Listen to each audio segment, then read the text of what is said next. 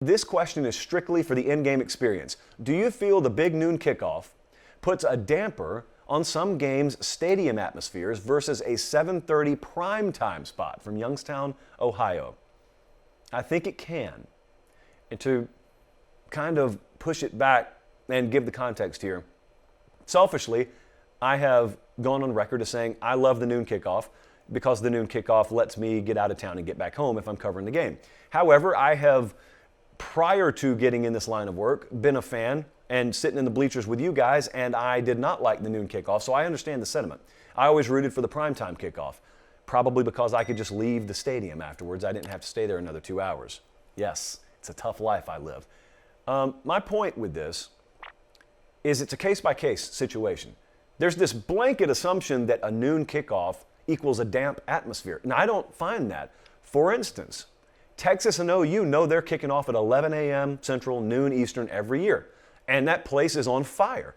I went last year. You will not find a better atmosphere in college football. So the clock doesn't matter there. How do they pull that off? Well, they pull it off because they've conditioned themselves to understand that that's part of it. The noon kickoff, 11 a.m. kickoff, that's part of it, and they conditioned themselves. I think that's the key. I was at Ohio State, Michigan this past year. Noon kickoff, snow coming down, place was on fire. That game kicks off at noon almost every year, I believe. Does it dampen the atmosphere? When you hear people talk about the game, Ohio State, Michigan, when you people talk about, I said you people, when you hear people talk about the Red River Shootout, do they talk about how much better the atmosphere could be? ... No, they don't say it like that. That would be ludicrous. If you just watched replays of the games on YouTube and you didn't know what kickoff time was, you'd never be able to tell it was a noon kickoff.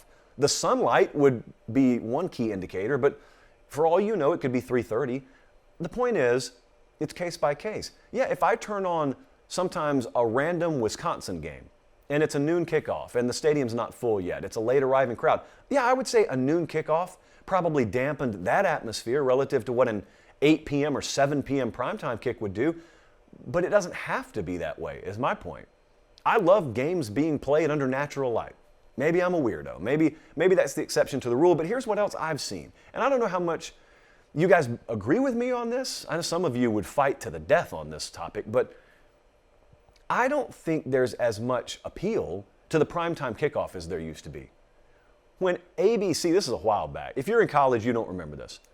A while back, it's been over a decade ago now, when ABC started that primetime kickoff package. When ABC took their A game and they moved it from 3:30 to 8 p.m. or 7 p.m., whenever it is. That was a huge deal.